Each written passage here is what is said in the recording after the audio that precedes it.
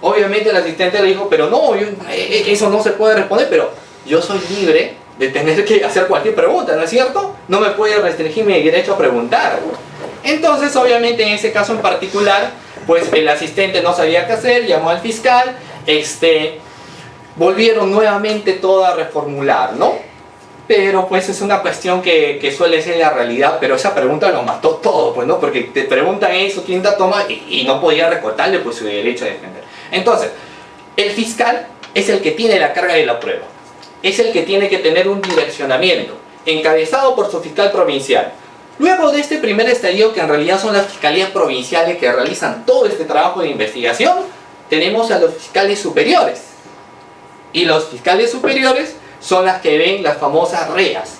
¿Y qué son las reas? Los recursos de elevación. Los recursos de elevación, ¿cuándo se dan?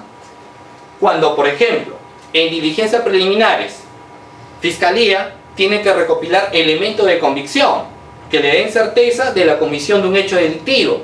No obstante, recopiló, pues sí, efectivamente, declaraciones, recopiló documentos, pero al final el hecho no constituye delito. ¿Y cuando un hecho no constituye delito? Entendamos en ese sentido la finalidad que tiene el derecho penal. El derecho penal es la última ratio. Es la última instancia para aplicación de una penalidad o el de jus puniendi. ¿Qué significa? De que antes de llegar al derecho penal podemos agotar otras vías como las sanciones administrativas. ¿Sabían ustedes que la mayoría de delitos cometidos por funcionarios públicos a veces no tienen una connotación penal, sino que son infracciones administrativas? Como cuando uno, por la carga, se olvidó de firmar, digamos, un documento, ¿no? Porque se suponía que la otra persona que le daba era el que se tenía que ver, por ejemplo, que se cumplan todos los requisitos. Entonces, ahí no hay un tema de relevancia penal, pero sí quizás una infracción administrativa. Entonces, cuando Fiscalía, y hay que entender también la finalidad de Fiscalía, porque al ser una entidad autónoma, ¿de acuerdo? No es que busca, pues, necesariamente, digamos, sancionarte o buscar acusarte de un hecho delictivo, sino que es el defensor de la legalidad, o esa es la finalidad. Al ser el defensor de la legalidad, lo que busca es, a través de los elementos de convicción, ver si tú has cometido ese hecho delictivo o no has cometido ese hecho delictivo. Si en el caso no has cometido ese hecho delictivo, archivamos el caso. Y esto tiene cosa juzgada o decidida. ¿Qué creen ustedes? Decidida. Porque solamente tiene cosa juzgada cuando es una sentencia. Entonces, es cosa decidida. Al ser cosa decidida, lo archivamos. Pregunta, ¿le daremos de conocimiento al juez de investigación preparatoria? No. No le damos de conocimiento. Entonces, ¿a quién damos de conocimiento? A los sujetos procesales. Los sujetos procesales tienen un plazo de 5 días para interponer un recurso de elevación. Y estos son las reas. Recurso de elevación de actuados. Cuando uno eleva, ¿no es cierto ello? El superior pues analiza lo que estaba realizando el trabajo. ¿Quién? El provincial. Y si está de acuerdo con el trabajo realizado, confirmará en este caso, ¿no es cierto?, su disposición de archivo. Pero si en el caso no está de acuerdo con el trabajo, digamos, realizado, entre comillas trabajo, ¿no?, porque es la investigación realizada por el fiscal provincial, va a revocar en este caso la disposición de archivo y va a ordenar que se siga la investigación. Que por lo general son 30 días o 60 días, dependiendo de cada caso en particular. ¿De acuerdo? Entonces, esas son las famosas reas. Después de los fiscales superiores, tenemos a los fiscales supremos. Y después de ellos, finalmente, al fiscal de la nación. Que el fiscal de la nación ya tiene, por ejemplo, mayor competencia cuando se trata de delitos cometidos por altos funcionarios públicos. Caso de los cuellos blancos, ¿no es cierto? Ahí tiene injerencia y eso tiene su propio trámite también, procedimentalmente hablando, cuando son delitos cometidos por altos funcionarios públicos. Entonces, así como tenemos al fiscal, pues que el que tiene que estar movido, y hay características del fiscal en sí, porque tiene que ser un dinámico, que tiene que tener una estrategia de investigación, que tiene que tener algo que se llama liderazgo, ¿de acuerdo? Porque no es un trabajo individual y a nivel de fiscalía puede ser muy bueno, pero tienes que trabajar a nivel de equipo. También tenemos al abogado defensor. Y ahí es preponderante hoy en día de cómo es el trabajo que tiene que realizar el abogado. ¿Hay un perfil del abogado en ese sentido? Sí. Para empezar, tiene que ser un abogado que conozca pues lo que se encuentra estipulado en nuestro Código Penal. O sea, que conozca los delitos, la división de los mismos.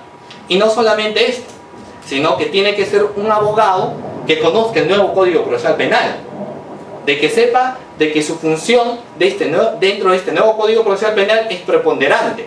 ¿Cómo así?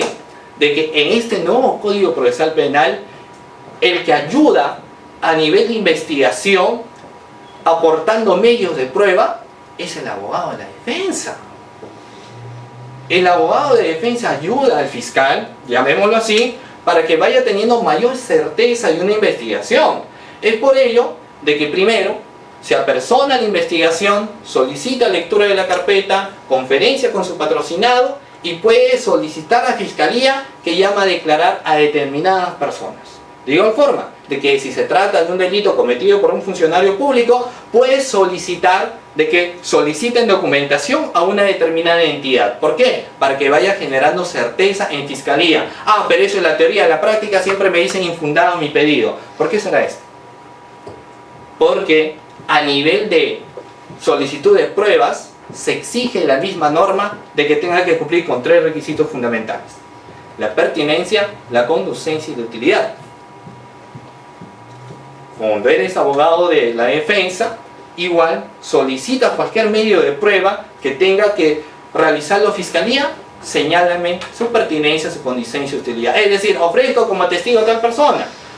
Tienes que señalar pertinencia, conducencia y utilidad. ¿Es difícil?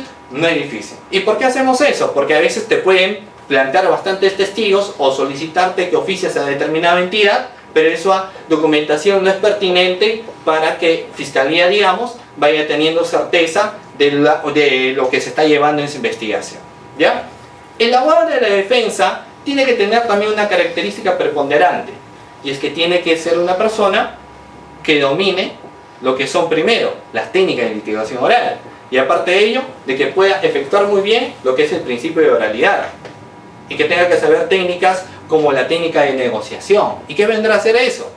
El buen abogado no necesariamente es el que gana un juicio, sino el que logra que la penalidad que le van a dar a su investigado sea la que tenga la menos lesiva, digamos así, la menos punible, ¿no?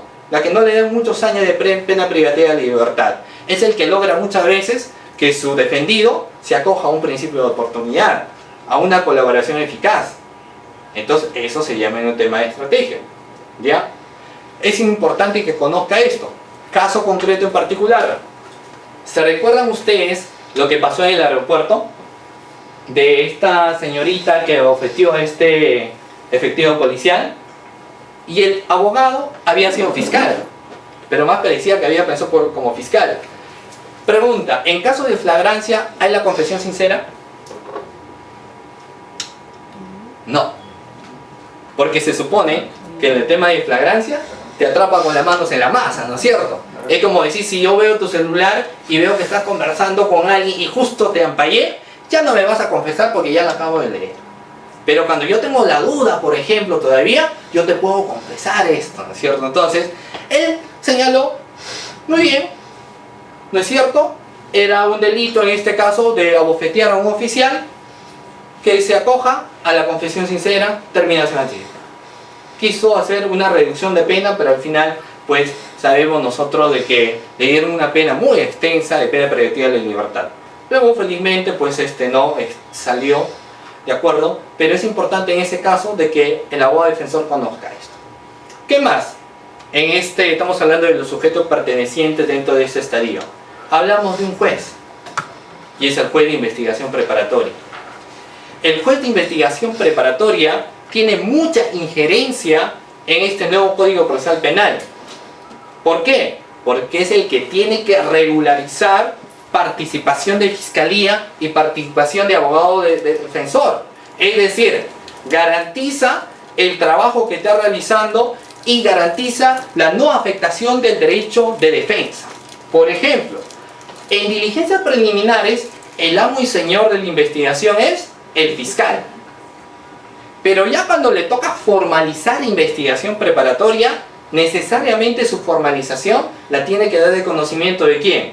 Del juez de investigación preparatoria. Entonces, ya con conocimiento de la investigación del juez de investigación preparatoria, se genera un número de expediente. Y con la generación de este número de expediente, el juez de investigación preparatoria debe y tiene que conocer todos los actos de investigación importantes, obviamente, que realiza. Bueno, todos los actos de investigación son importantes, pero tiene que conocer esencialmente, por ejemplo, cuando se trata de un requerimiento de levantamiento del secreto de las comunicaciones, Fiscalía solicita y él solo no se puede ordenar, sino que requiere de la evaluación del juez de investigación preparatoria para que efectivamente, si es que considera necesario este juez de investigación preparatoria, pueda, en este caso, declarar fundado su requerimiento de levantamiento del secreto de las comunicaciones.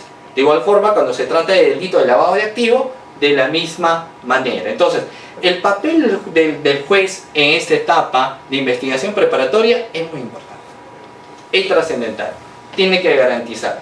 Cuando el abogado de la defensa se da cuenta de que Fiscalía, por ejemplo, se pasó del plazo establecido de 8 meses en casos normales, puede plantear un control de plazo ante el juez. Puede plantear, cuando sea